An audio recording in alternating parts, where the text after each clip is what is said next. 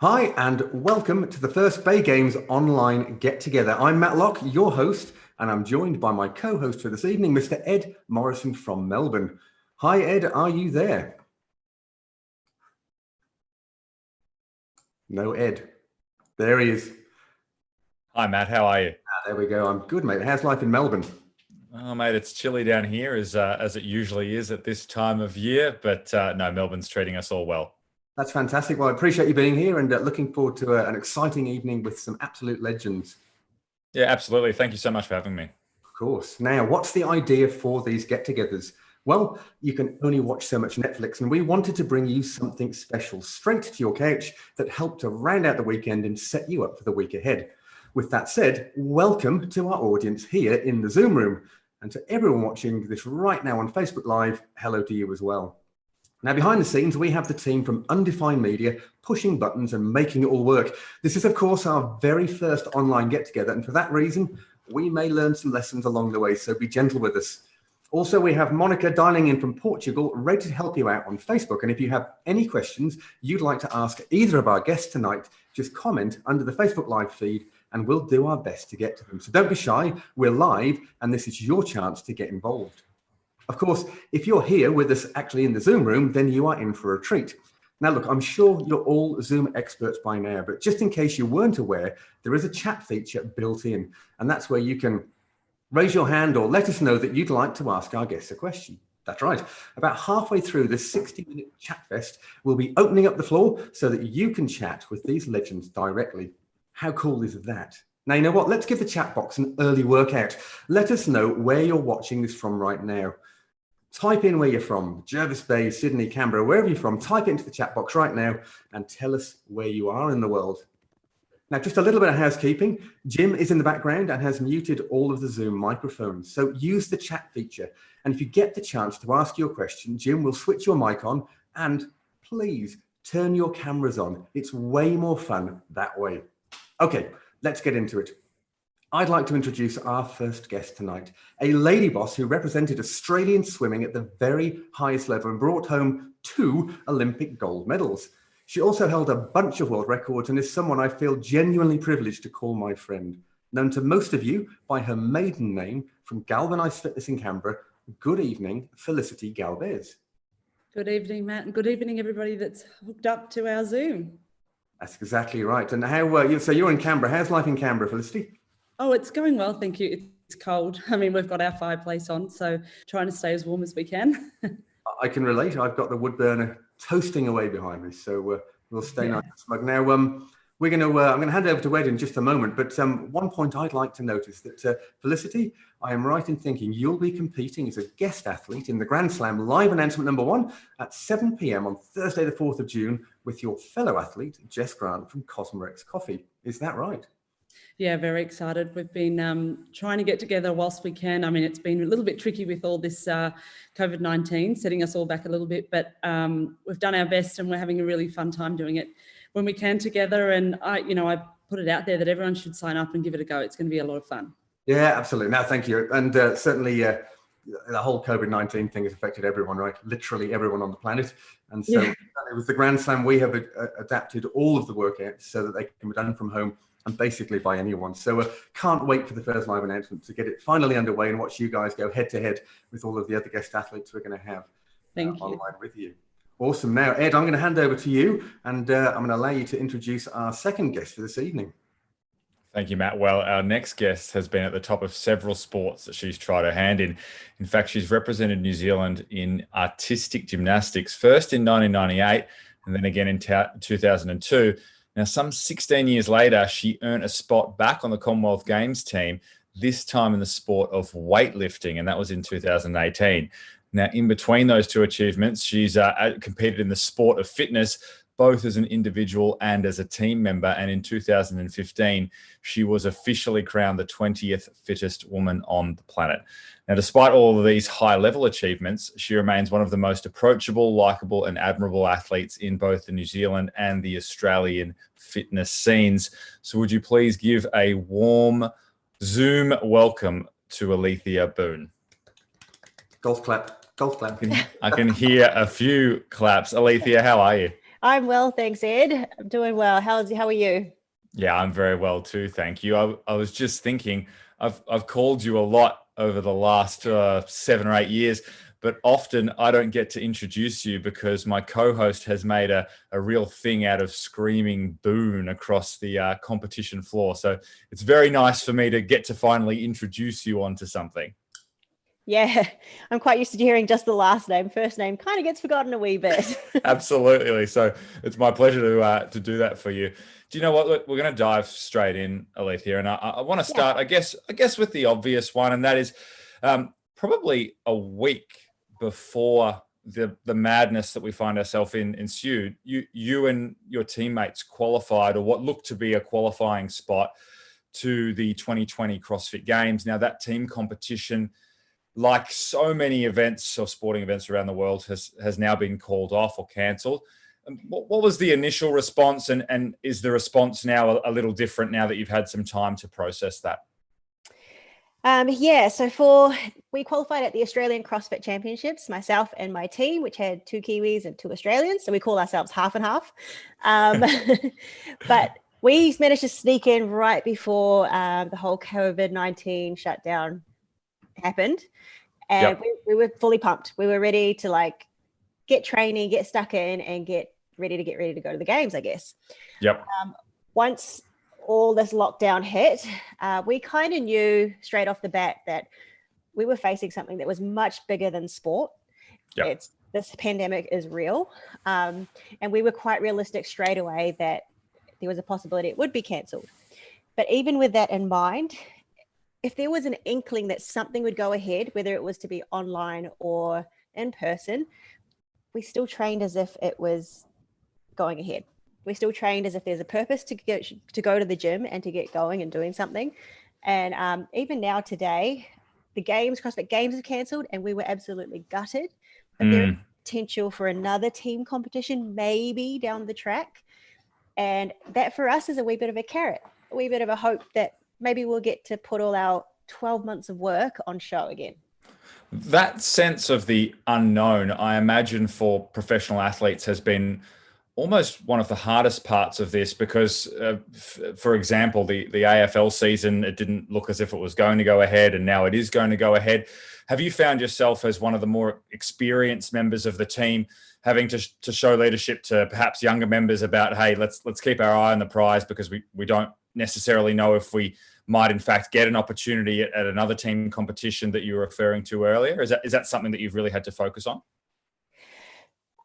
Yeah, I think with the uncertainty, we're all disappointed. However, it all comes back to our why we do what we do. And a lot of it is because we enjoy pushing ourselves to our limits and just trying to chase progress on the daily.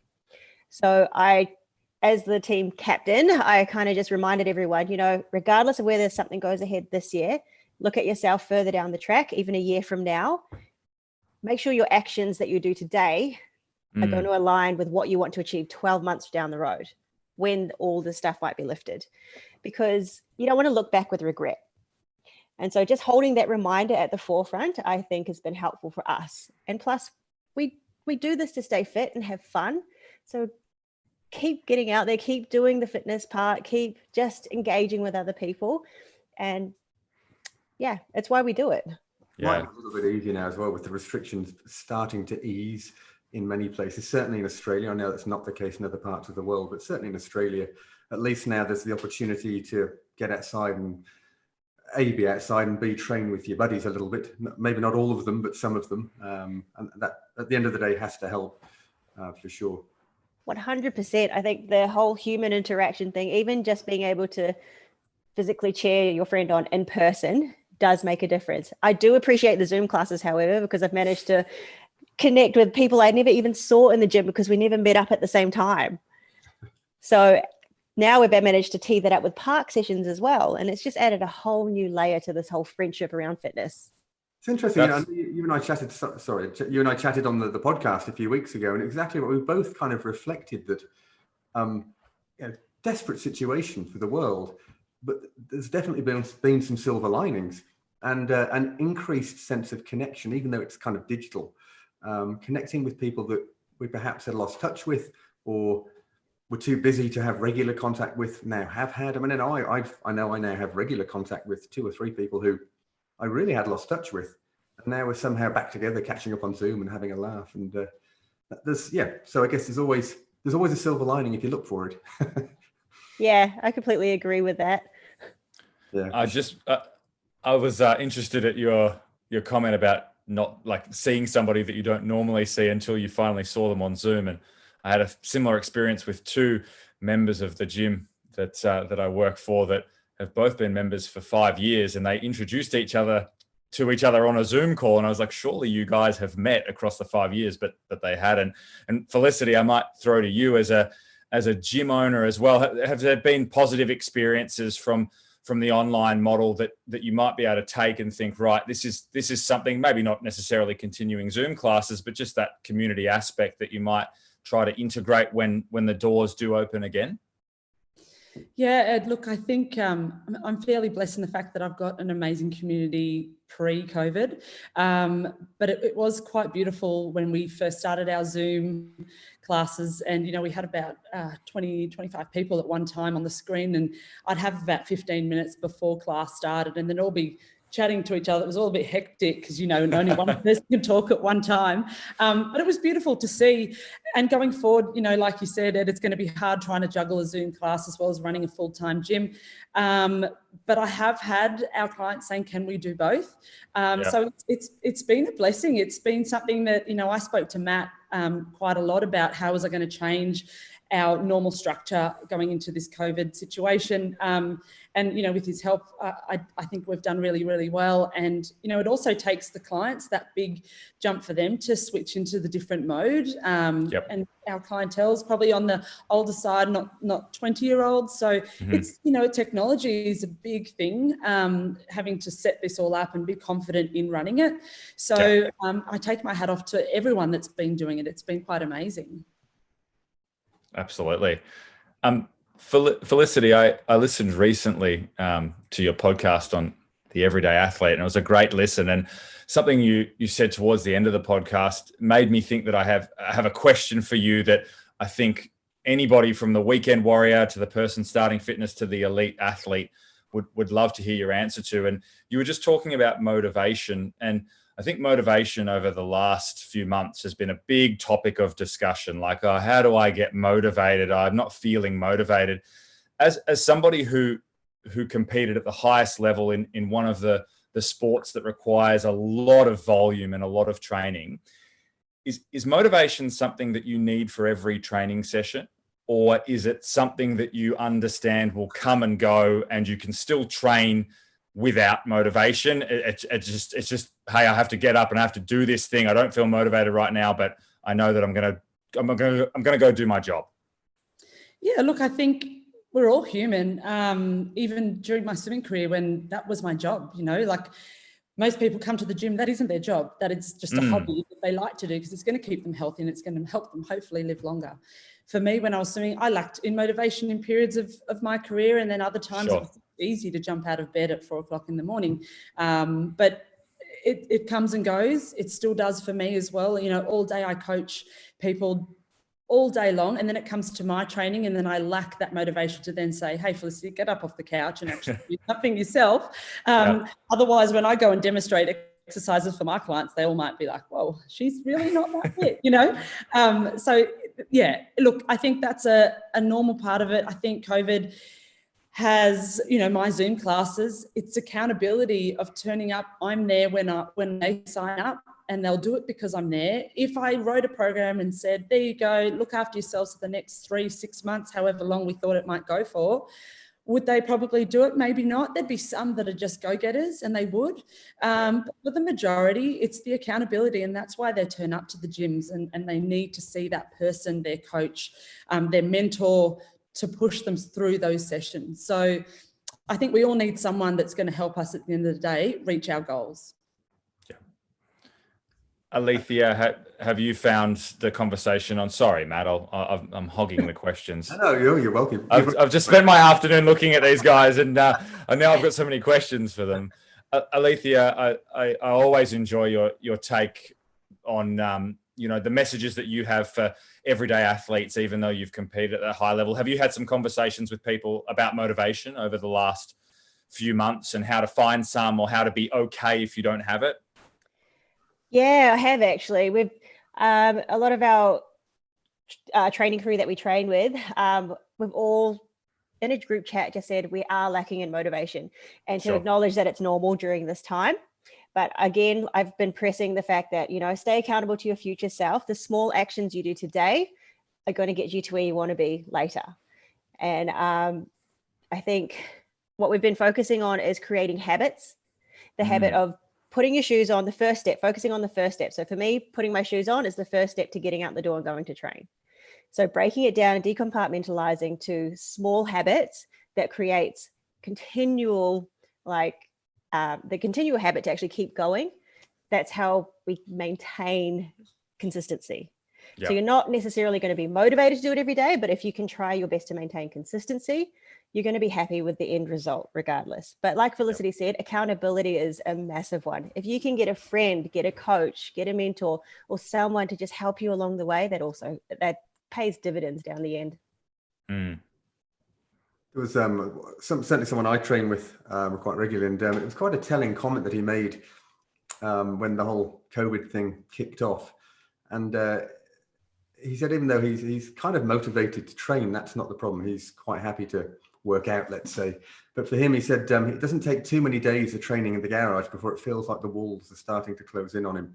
And for him, it's very much about the human connection. It's very much about getting out of the house, getting out somewhere different, have that hour of giving yourself permission to turn the phone off, or at least leave it in the car, and not be distracted by all of the normal life stuff, and connect with your mates, have some fun. But yeah, it was quite telling though. Yeah, so the whole, as you know, the mental health topic is something that we're very focused on, and it's very, very real. And as we said all along, it's actually often the people that fall off the radar, the ones that go a bit quiet. They're the ones you need to look out for. Actually, the ones making all the noise are fine. It's a bit like when you get to the scene of an accident. It's the quiet ones that actually need the most help normally. The ones that are screaming and shouting, hey, they're breathing, they're okay, at least for now. But, yeah, the mental health aspect is really important. Felicity, I'd love to come back to you if I may, and I guess we've heard, you know, we know about all the footy. I guess any professional sports there's a ripple effect. They've been either postponed or cancelled for this year. And of course, there's almost nothing bigger than the Olympics every 4 years. And even though they kind of were hanging on to the very end there, they were kind of hopeful they could get away with it. Clearly, that was never going to happen in retrospect. And I'm interested, you know, you've been down the Olympic path, of course, you lived that life for many, many years, and really interested to hear what counsel you would offer to any of those Olympians that were scheduled to go this year and have now had, they've got an extra year, let's say, that, you know, they spent 4 years getting ready for this, and now suddenly it's slipped by 12 months. I mean, that's significant. What sort of counsel would you offer them? I mean, how would that feel? Can you imagine? I guess it's gonna feel different for different athletes and their ages and stages that they're in their career as well. So, I mean, if it happened to me going into my 2004 Olympic Games, I don't know if I'd be as flustered as I would be going into my 2008 Olympic Games. I was young going into 2004. It was my first Olympic trials that I knew I was really going to give it a good shot at. I would almost look at it as an extra year under my belt, and we'll just train an extra year and see if we can make even further gains.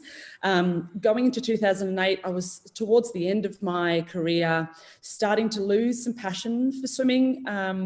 You know, those early mornings didn't feel as easy as they used to 4 years prior.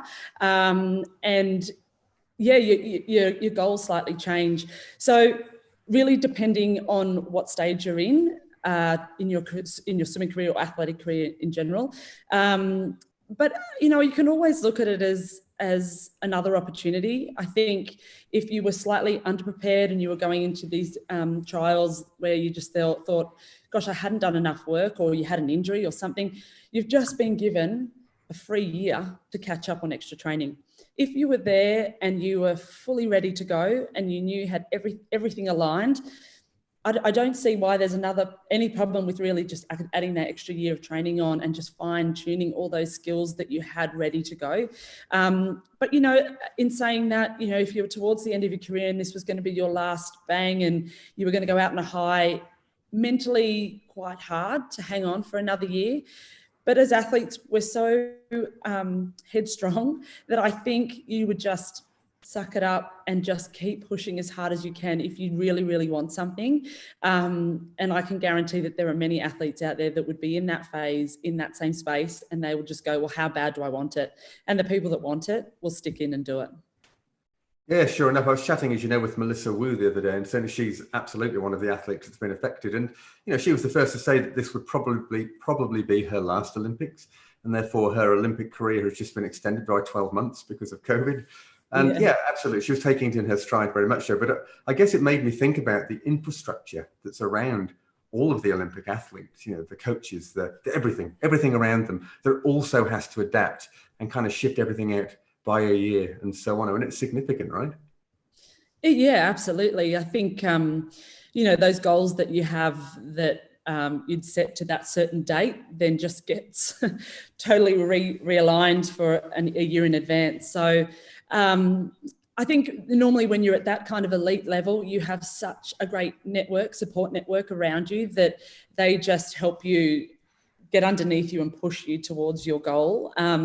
So sometimes it's a blessing to have these kind of moments to realize, wow, I've got such amazing people around me that will support me doing what I love for a whole nother year that normally you don't get the opportunity to even think about. You know, it's just, you take one day at a time when you're in such a heavy space of workload that you literally can't look further than a week ahead because it's too intense.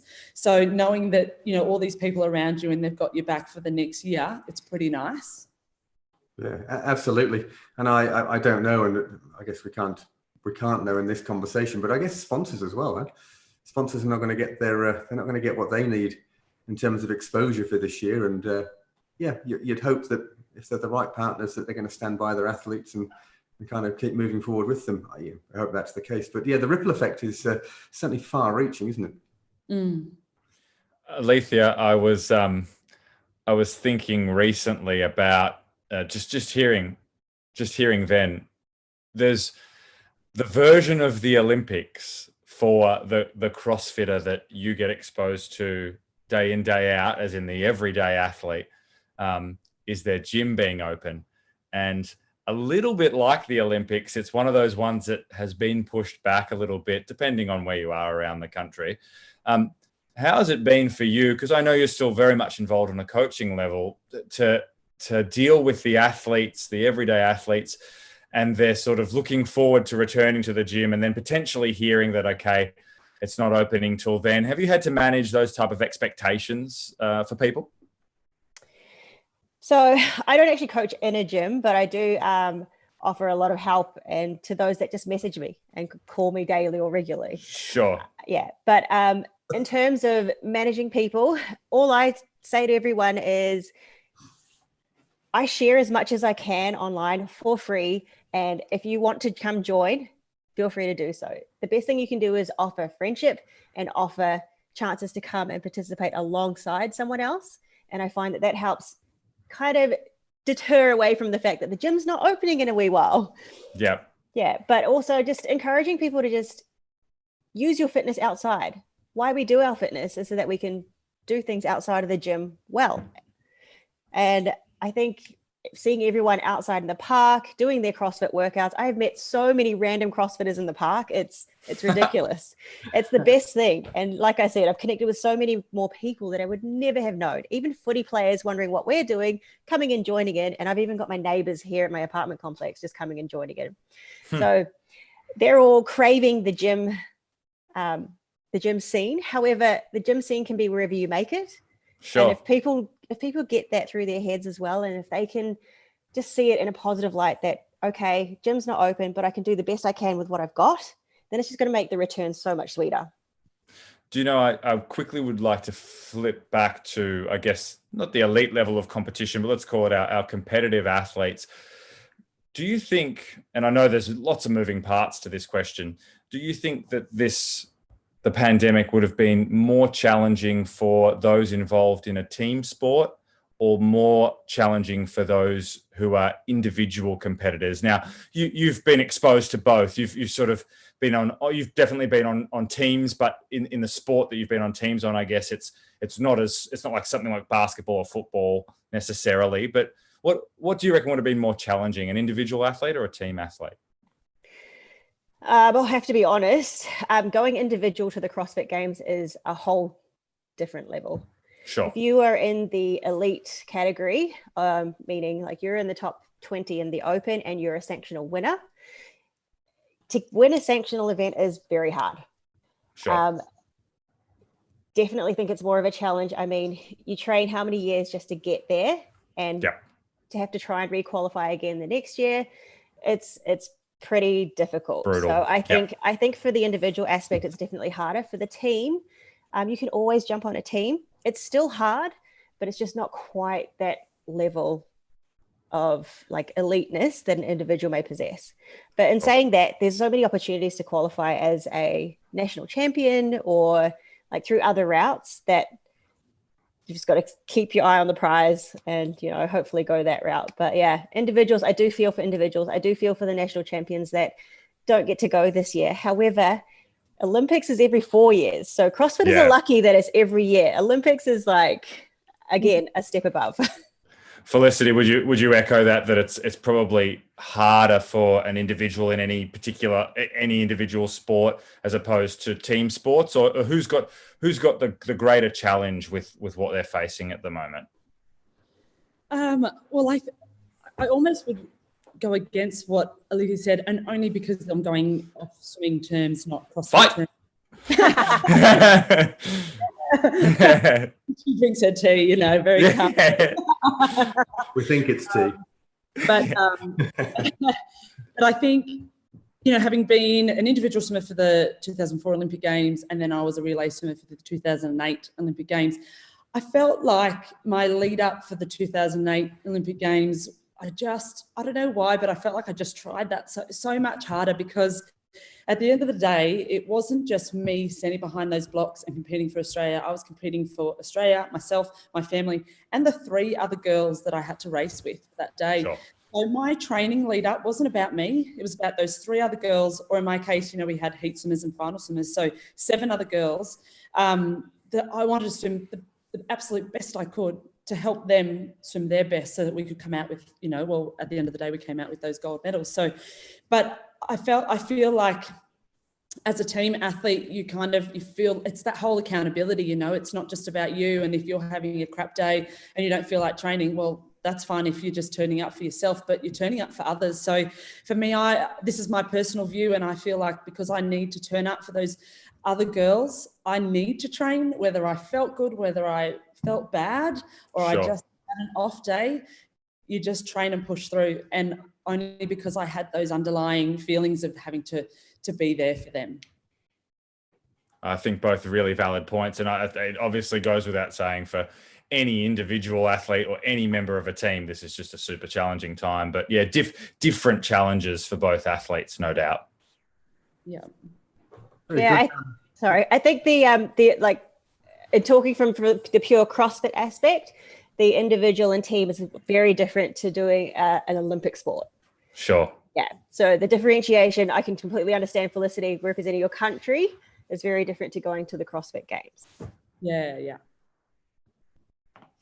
Very good. I have a question for Felicity, if I may. It was actually a question that came in via social media, and it was, what was the moment that you realized when it was time to retire, and was it a hard decision? Well, I guess I've kind of touched on it towards my last Olympic Games, so the 2008 Olympic Games. My trials weren't the best. I wanted to go to the 2008 Olympics for the Toronto Butterfly, as I did in 2004. I didn't have a good headspace going in. I thought too much about the race and the people around me and all that kind of stuff. didn't swim as well as I would have liked to, so I didn't get that individual spot. We've spoken about this on our podcast too, Matt, so tune in on that as well if you needed to catch up on some more. But lost a bit of passion in that, even though I did qualify for those 2 relay swims for the Olympic Games in 2008. Kept going because I was still swimming well. I just didn't have the greatest meet, as a lot of athletes, everyday people that turn up to the gym. Not everyone, you don't always have a good day. So I started losing a bit of passion for what I was doing every single morning, every single night, every single day of the week, but kept going because my times were still qualifying me for meets. But then, I got to the end of 2010, qualified for what I loved doing the most, which was short course. So it's a 25-metre swimming pool versus a 50-metre swimming pool. And went over there to Dubai, and I said to my husband, this will probably be it. Like, I didn't really want to announce it to anyone, but, we both knew this could have been my last meet. And, the one thing I did say to him was, I will not leave Dubai without an individual gold medal. Otherwise, I'll be swimming forever. So I luckily went over, raced, and came home with the only individual gold medal for Australia. And then happily hung up my togs. And, I haven't looked back. I think it was the right time, the right decision. And I'm proud of what I did. I never expected to do as well as I did, I guess. Fell into the sport because my sister had asthma, not because I wanted to be an athlete in any way. I still look back with really fond memories, and I'm proud of all the athletes that come through now. So it's pretty cool. Yeah, fantastic. Great answer. Thank you. And certainly, as you said, when you know, you know. And what a great way to go out there, huh? Yeah. And then spend your life giving back to an amazing community of everyday athletes in Canberra, for sure. And Alethea, obviously you're still going strong, right? You haven't hung your togs up yet, I think was the term. I love that we said togs. That was the best part of what I was just like, yes. Yeah. Oh goodness, my togs. Let's just say they never got put on because I still can't swim very well. I have been trying to retire for years. I think this is the 3rd time I said I'm retiring, but then I jumped on a team and we qualified for the CrossFit Games. I consider my actual retirement as when I retired from gymnastics. And then I came out of retirement and did weightlifting. But I don't know, for me, the sport of fitness is something I do. It's my fun. Yep. And I continue to train daily. I continue to push daily. And it just happens to be that level of fun is good enough to compete. Should the day come when that level of fun is no longer good enough to compete, fine. So I remember Lima telling me, hey, just keep going until someone takes your spot. And that's absolutely right for the sport of fitness. What a great way of thinking about it. Pretty much. Yeah. And you know what? I hope someone takes my spot because then they're doing the work. Yeah, sure. Absolutely. And you're ready for a holiday. Yeah, exactly. No, that's a great answer. Actually, Alethea, while I'm still with you, we had a question come in from social media for you as well. And speaking of gymnastics, and the question was, any tips on learning gymnastics for beginner CrossFit people, quote unquote, where to start? So for, I guess, people who are starting out in the CrossFit space, where would you suggest they start? Tips for beginners. What you know now, what would you say to your younger self? If you're a CrossFitter trying to start learning gymnastic skills, I first and foremost refer you to your coaches wherever you train. They should be equipped with the knowledge to be able to teach you the basics. And when you go and ask to learn a gymnastic skill, always ask to learn with the basics. And I also recommend actually going to a local gymnastics gym. There are adult classes, there are teen classes, and there are children classes. And what better way to learn a sport than to actually go to the place? It teaches you the basic mechanics, which children learn at a very young age in gymnastics, and you're never ever too old or you're never ever too advanced to go back to the basics. So I still, to this day, go back to a gymnastics gym and start with the basics, the handstands, and things like that. And also, there's so many gymnastics programs out there. You want to pick one that's actually really, really focused on the simple fundamentals of gymnastic skills. Yeah, no, great answer. Yeah, it's interesting. There's so many times I've had the conversation over the last 2 years with people I'm training with at the gym, and our sort of sporting regret, if you like. We wished we'd got into gymnastics when we were children, because it would just provided this amazing foundation for anything we wanted to do in the future. And now, of course, trying to learn those gymnastic skills as an inflexible adult is not quite as straightforward. No, but how exciting it is. You actually get to learn new things as adults. That's one of the things I love about the whole functional fitness space. Exactly right. There's so much to learn. Sometimes it's overwhelming. Well, looking back, I wish I learned to swim. Yeah, I was just about to fire that question at Felicity, because I feel like in the functional fitness space, there is certainly this understanding. It's like, oh, we need to swim more because we do all these things in the gym. And then there's this like elephant in the room, which is no one's doing this huge part of fitness, which is swimming, because most functional fitness gyms don't come accompanied with an Olympic-sized swimming pool, which is fair enough. So Felicity, for people who are like knowing that swimming is something perhaps they should make an attempt at, like where do we start? If let's say there's some competency there, no swimming lessons needed, like you know how to do freestyle and you can bang out a few laps. What's the next step to getting some structure to adding that to training? Can I just say, the best part about any competition in CrossFit is the swimming part. Like, the one thing I feel really good at, and they write these sets and I'm like, yeah, we're going to win this one. Like, it's the only one I get excited about. And then the rest, there's like ring muscle ups. I'm like, oh God, oh no.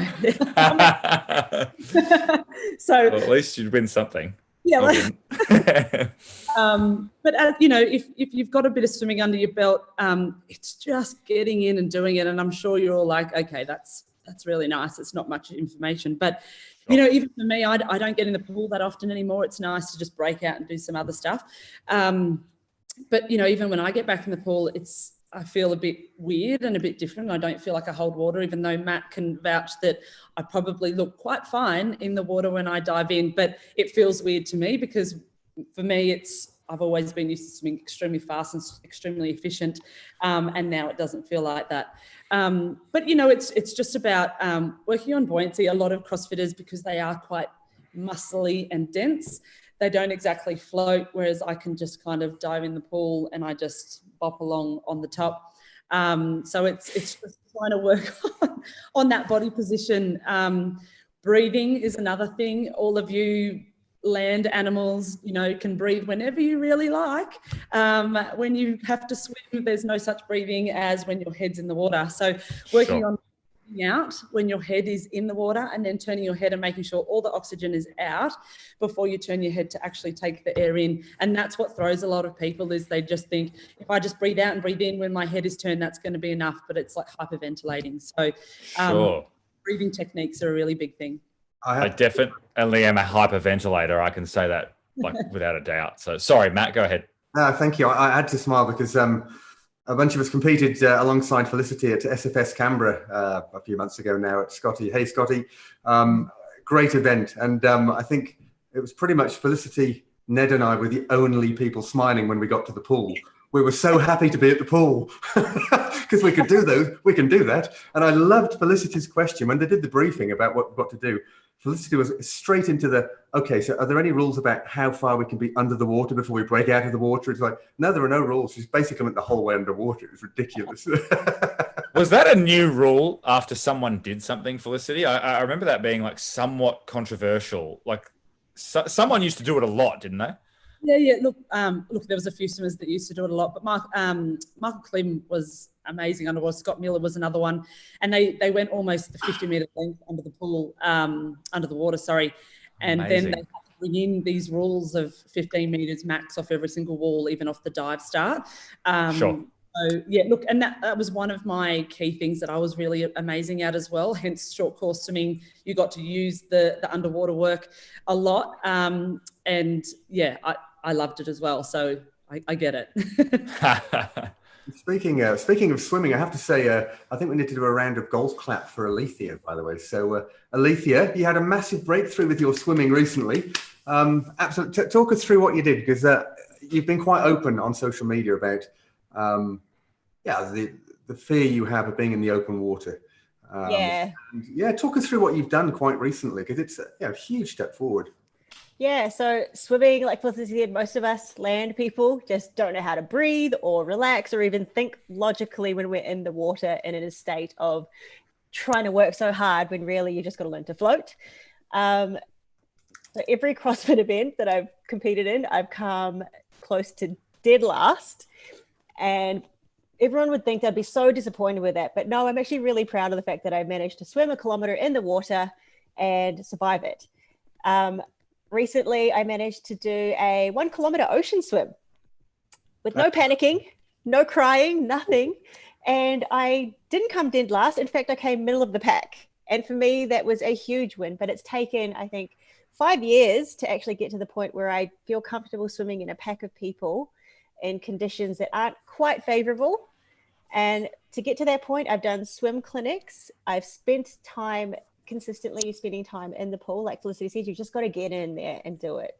And then also I attended ocean swim clinics and just learning techniques of how to see what you're doing out in the ocean and reading the waves, reading water. And I think just investing in those things really helps you build your confidence. And for me, confidence in swimming, it's still a bit shaky every now and then, but I still managed to go out and do it. And I truly encourage absolutely anyone and everyone to do swimming. Well, it was pretty brave the way it was a very candid series of posts that you make, sort of opening yourself up and talking about your fears and so on and how you were tackling that. And there were so many comments from people going, thank you so much. And you're very open. You can give them a shout out here for sure about who it was, the group that you were swimming with, and loads of people were going, brilliant, I'm going to hook into them, I'm going to contact them. Who was that? Because yeah, so Ocean Fit Swimming, they were fantastic. So they did it out in Bondi and they now have it out of Victoria. And they was great, just taking you out and teaching you techniques and trips of just how to see the water and think calm and rational while you're out there. And I cannot believe that I was able to spend 1 hour out past the break without crying. In fact, the whole time I was focusing on what I needed to do the techniques that they were teaching us. And that's massive. For someone like me who normally goes through a wave and just cries and stops dead in my tracks to the point where I start sinking, that was a huge achievement. No, that's amazing. I mean, really well done for facing your fear at the end of the day and finding a way to combat that. Now, I'm conscious of time, and we do have a number of people online who are itching to come and have a chat with both of you ladies. And in fact, we have a very special guest with us tonight, who I know as JB from CrossFit Salt Shed. She's an amazing young lady who I met when we went to do the shoot for the Grand Slam at CrossFit Salt Shed. And I was introduced to a young lady called JB. And she might correct me, I think she's still 12 at the moment. And I actually did the workout next to her and was humbled, let me tell you. Really, I was. And she's here now. JB, I'm hoping we can get camera and mic on and have a chat, because I know that there we go. How are you? Hi. Quite the introduction, huh?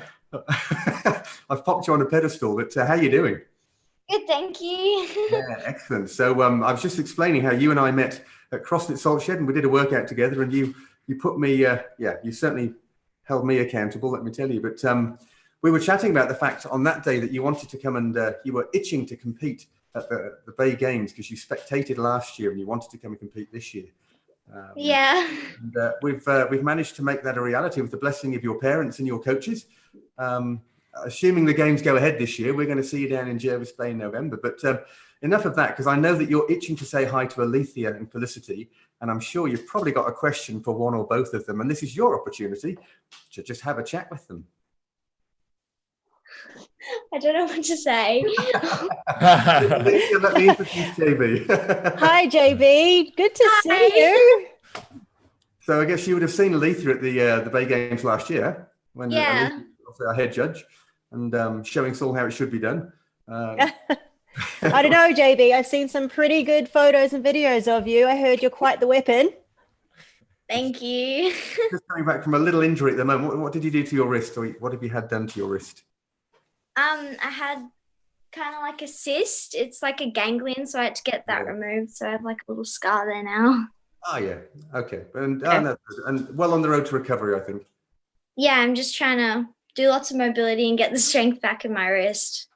Yeah, awesome. And so can I just say, at 12 years old, already talking like that, that's pretty impressive.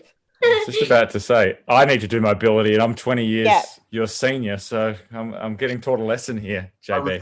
I was telling these guys before we went live that I get messages from you from time to time. Just sort of, and one not long ago was asking for tips about swim training, and you're so focused, and I love it. It's just amazing. Thank you. No, of course, but really trying. No, absolutely. So, what's the thing you're looking forward to most about the Bay Games this year? Mainly just the experience of competing with everyone. I love training with adults and competing with adults, because then when I go to train or compete with kids, I'm like, yeah, I got this. It's easy. That's so good. And how did you get into CrossFit? What's your background sporting wise? Well, I did cheerleading and gymnastics for 5 or 6 years, 7 years. And my parents always did weightlifting and bodybuilding, and Dad used to take me to a fitness first gym, but I got kicked out because apparently I was too young. And I went to a physio next to a CrossFit Salt Shed, and I saw the gym and I was like, I want to try that. So we went in, talked to Flo and Jason, and they let me have a trial. Awesome. And you haven't looked back. I think you've actually, I think you were doing it a couple of times a week and staying on with the gymnastics, and that's kind of gone now, right? You're full time. Yeah. And I think they even have to, on this now. I think they even limit how many days you're allowed to go, because you just want to go every day. But they've got you back. You're young, you're growing, and they've got you back for sure. Yeah. But no, very exciting. So do you have any questions for Alethea or Felicity, or would you like them to ask you a question?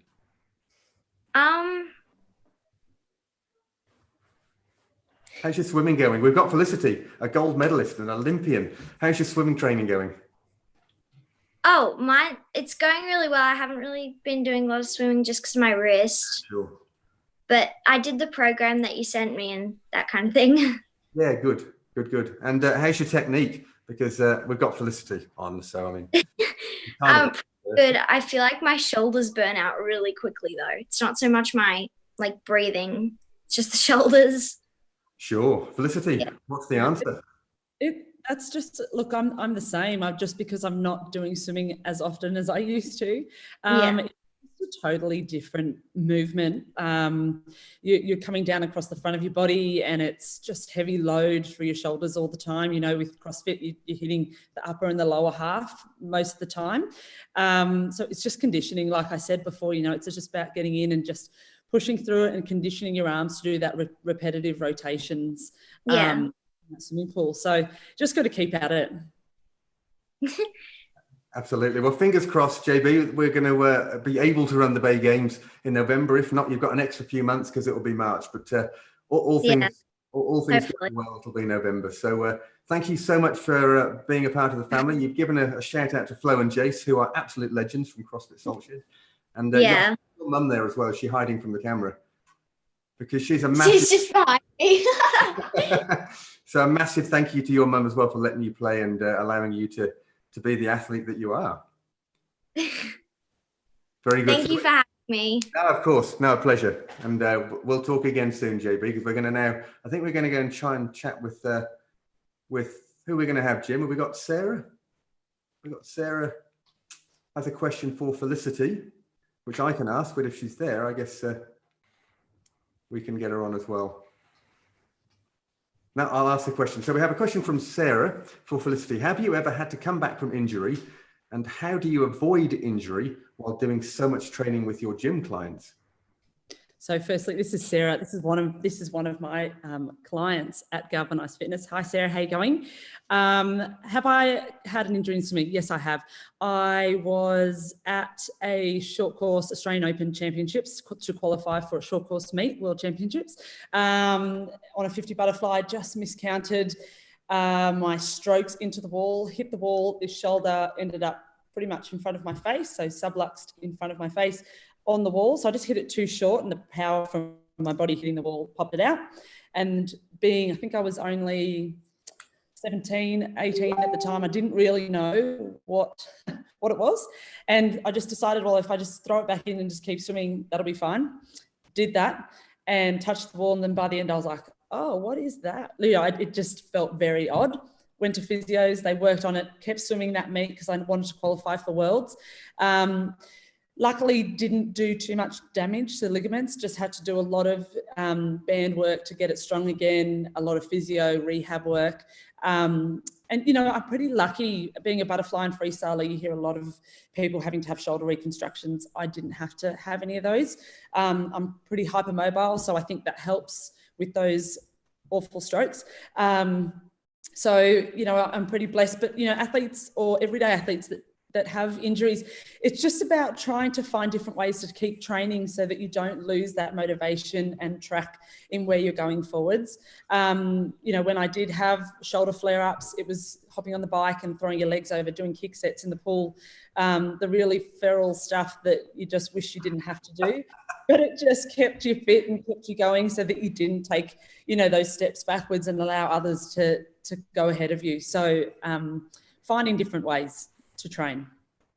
A great answer. And I've got a question for Alethea, but first we have Shannon live from Jervis Bay joining us here on the Bay Games Get Together. How you going, Shannon?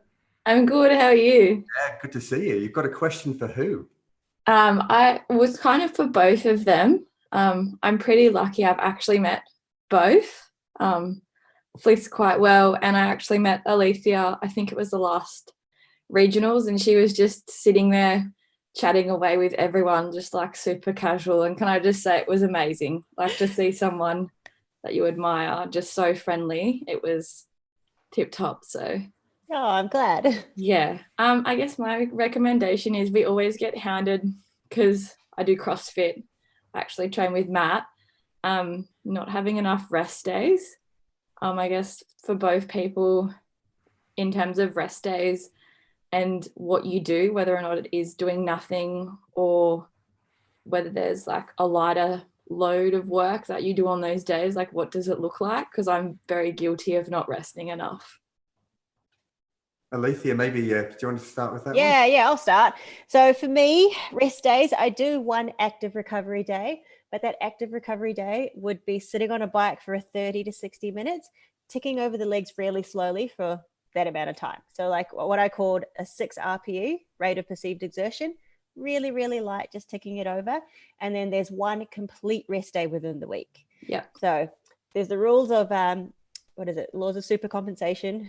Once your gains are made during your rest day. So you work really hard, you rest, you let the gains come in and take over so that when you go back and return to the gym, you feel those gains. So I truly believe that rest days are important. And like I said, one rest day, complete rest, and one active recovery day. Really, really light. Awesome. Okay. Thank you. I might have to work on that. It's really important, especially if you want to maintain and look after your body. It's all about longevity. So I'm a true advocate of rest days. I love the subtle link of overtraining to training with Matt. All right, Shannon.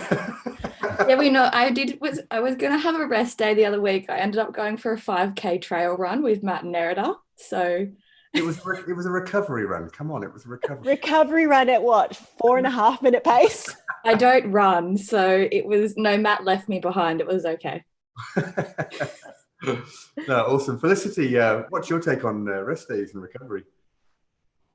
Well, I guess for me, it's been totally different. So when I was swimming, I do 2 sessions Monday, Tuesday, 1 on Wednesday, 2 Thursday, 2 Friday, 1 heavy load Saturday, and have Sunday off. So we've pretty much had a Wednesday morning off. We got 1 sleep in, and then we got a full day of Sunday. And when I say rest day, it was nothing. It was no 5K trail runs, or it was like literally laying in bed, resting and eating all the food possible. Do I look back on that now and think it was too much for what I was doing? I kind of do, but I'm also an older body now, slightly wiser head, I should say.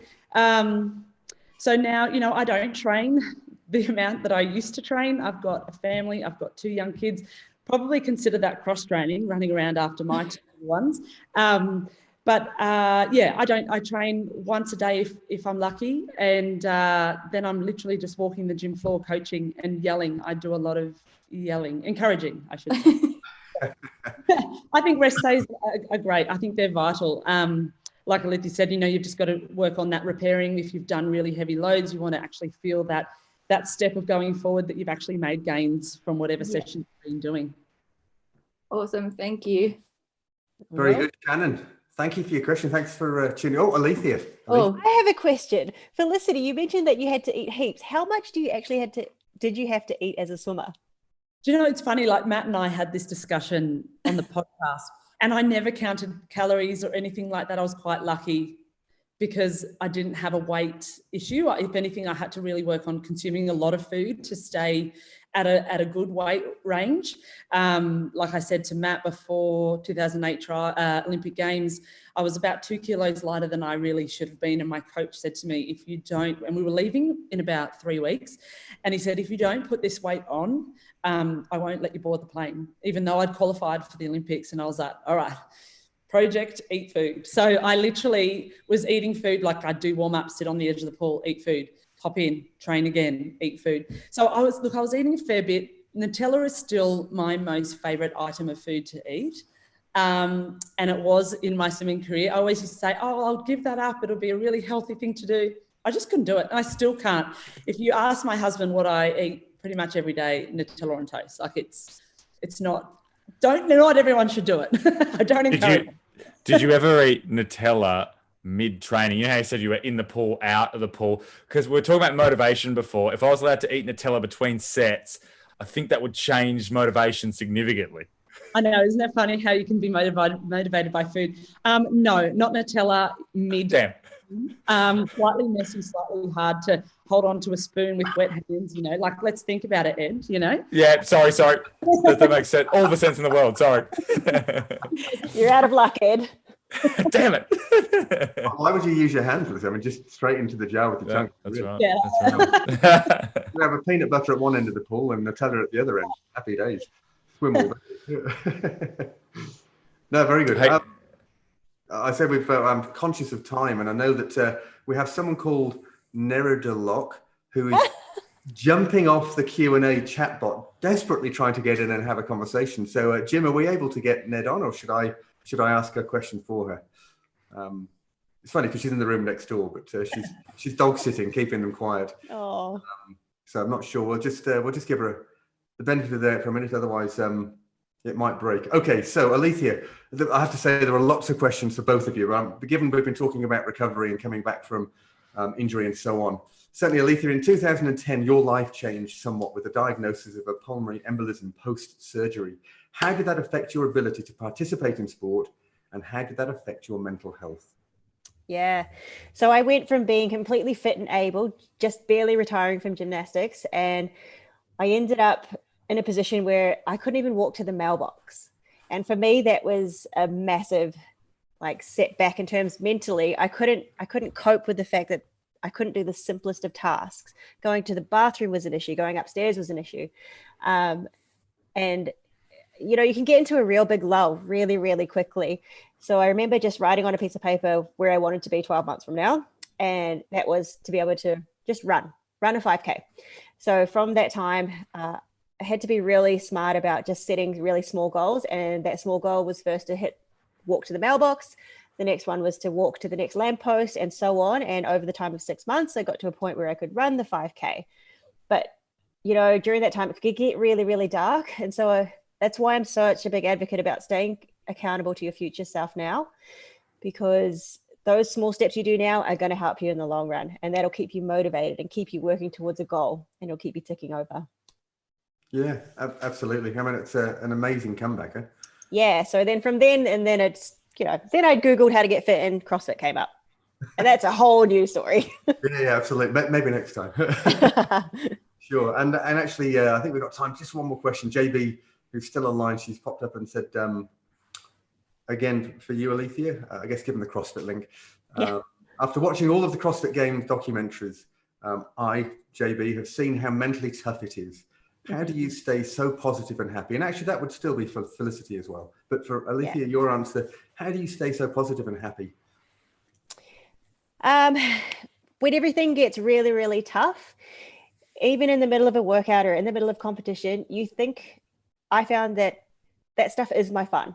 Pushing yourself to the ultimate limit, it unlocks something within you to really just find out what you're made of. And that's something that really gets me ticking over, and I find that to be fun. But you also remember all the people that are behind you, backing you and knowing and believing in you. And that's something that, you know, I hold quite close to me, and it's something that keeps me really happy. But it all comes down to fun. Why I do it, it's all for enjoyment, and that's why I continue to do it today. Absolutely. Awesome answer. And Felicity, how would you answer that same question? I guess it's a little bit different. I think with swimming, it was so much all the time. It was quite intense. Did I love swimming training? No, not all the time. But I did love standing on the dais and winning. So all of that training, when I was in the pool and thinking I'd rather be somewhere else, I just kept remembering that why I was in the pool and why I was doing what I was doing and why it was hurting so much, because I really loved getting a medal put around my neck and representing my country. So it all kind of made it fun in a not so fun space, I guess. And now, you know, now that I'm removed from doing sport full time and I get rare opportunities where I can train, where I'm not coaching all the time or having to be a mum, I absolutely love what Alethea was saying, you know, like pushing yourself. I'm still highly, highly competitive. I still love finding that inner angry Felicity that comes out and just annihilates stuff. And I adore that feeling. So that's why I think we keep doing what we do. It's that passion that you get, and that feeling, you know, you finish a hard workout and you're like, I can conquer the world, you know, it's just amazing. So that's why you just keep going. It's one of the things I can attest to, that competitive streak in you, but in a good way, I have to say. It's just a hardcore, genuinely love the competitive space. And at the end of the day, that's, of course, what got you to the top of the podium in the swimming world. And it'll get you on the top of the podium again at things like the Bay Games, because you were on top of the podium last year, right? Yeah, we were. At the highlight of your career. Yeah. It was. Don't do anything else. Yeah, for sure. I remember seeing you, Felicity, right before the swim, and you looked nervous because you're like, this is my first functional fitness competition. Next minute, she walks out of the water well ahead of anyone else. And I'm like, this girl is a weapon. Watch out. Yeah, absolutely. For sure. Now, before we dive into... Sorry, go ahead. Oh, it doesn't help when you've got Matt and everyone like, an Olympian about to dive into the beach. And it's like, you don't need to tell everyone that. Oh, that's funny. Very good. Now we've got one more question, the same question for both of you. But before we do that, we're gonna wrap it up very, very shortly. And just a quick shout out. We talked about it at the beginning, and we are only 1.5 weeks away from kicking off the Grand Slam, which is, for those who are not sure, it's our online functional fitness competition. This year it's a C19 edition. We're calling it that. We've amended all of the workouts. It's completely achievable for everyone. And just to keep the community connected and moving, it's now free for this year. So it's a pairs event, only pairs. So you and a mate just need to sign up. It's free, and we go live in a week and a half. So if you go to thebaygames.com.au, you can sign up there. It's going to be a bunch of fun. And we're going to see at the live announcement, we mentioned already, Felicity's going to be competing. Alethea is going to be there offering some pearls of wisdom along with Lima. So she and Lima are going to be doing the workouts in advance so they can talk about some tips, tricks and techniques. Now, we have a final question that we'd like to leave our audience with the answers to. And in no particular order, but the question is this: knowing what you know now, what would you tell your 20-year-old self? Felicity, maybe. What would you tell yourself? And if you want to go even younger than that, maybe, if it's because you started younger, same for you, Alethea, I'm sure, but whatever age you think would be relevant, what age is that? And what would you tell yourself knowing what you know now? I think I would tell my younger self that these are just moments in life. You know, now, as much as Matt, you talk about how amazing my swimming career was, and, you know, it really was, but I don't really think about it that much anymore. Now that I'm a mum and I've got 2 beautiful daughters, and I'm super proud of that. And I own my own business. You know, there's so many different steps over your course of your lifetime that not not those sections that have passed become irrelevant, but you become proud of new things that happen. I think I would just tell my younger self that in that time when I was standing behind the blocks and I was literally petrified because I felt like that was going to be the be all and end all of my life, and that one race was going to depict the rest of my life. It really doesn't. Yes, it means a lot to you at the time, but you know, I'm okay whether a race was good, whether the race was bad. I'm okay today and I've got a great life, and I think you've just got to embrace the moment but not think it's going to be everything. Sure, yeah, what a great answer. Thank you for this. Thanks. Okay. Alethea, how would you answer that? Yeah, I loved what you said, Felicity. It's really good. For me, I think when I look back onto my competitive years, I probably took things a little bit too seriously. Like Felicity, I thought everything was reliant on the here and now, and I couldn't see past that and look at the bigger picture. I think I would look at myself and say, you know what, take a bit of pressure off yourself. This is what you do because you enjoy it, and just go ahead and just do it because you love it. Take away any expectations and just go. I think if I could have simplified it back then in my own head, I would have made a lot less errors back then. Sure. So it's just a few years of wisdom under the belt to put it all into perspective, maybe. Yeah. No, equally fabulous answer. Thank you. So I think we're out of time. I know that there are some people watching who had questions. We didn't get to them. I'm really sorry. And there were some submitted online that we didn't get to. I'm sorry for that. But appreciate you getting involved. Felicity, Alethea, thank you so much for joining us. It's a Sunday night, and appreciate you being here and distracting lots of people from Netflix, which is fantastic. Yeah. We're in a chat, can't go wrong. Absolutely. And yeah, I think we found out before we went live that I'm the only one wearing pajamas. So hey, come on, it was a pajama party. I thought I made that clear. But Ed, thank you also, co-host. Appreciate that very much. Thank you, Matt, so much. And couldn't help but notice that Brendan McCormack from FitFam Finder in WA was talking about how lean you look, and then we had some comments about great jaw features, looking youthful. So shout out to Brendo, commentator from the Bay Games last year, and all-round good bloke. I'm telling you, you got to purchase these $7 lights from Kmart. You put them on your Zoom calls. It's a game changer. So anyone else watching, wondering why the jaw's sticking out, go to Kmart. That's my I'm advice. on my way as soon as we finish this call, let me tell you. On a serious note, Felicity and Alethea, thank you so much. You guys are just such great role models for everybody. And I imagine for both of you, Felicity being a gym owner, and Alethea, I know you get contacted so much online. And to me, that is coaching.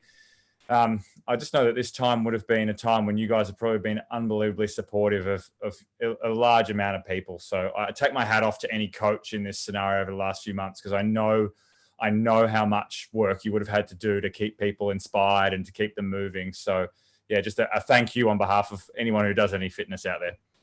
Yeah, thanks.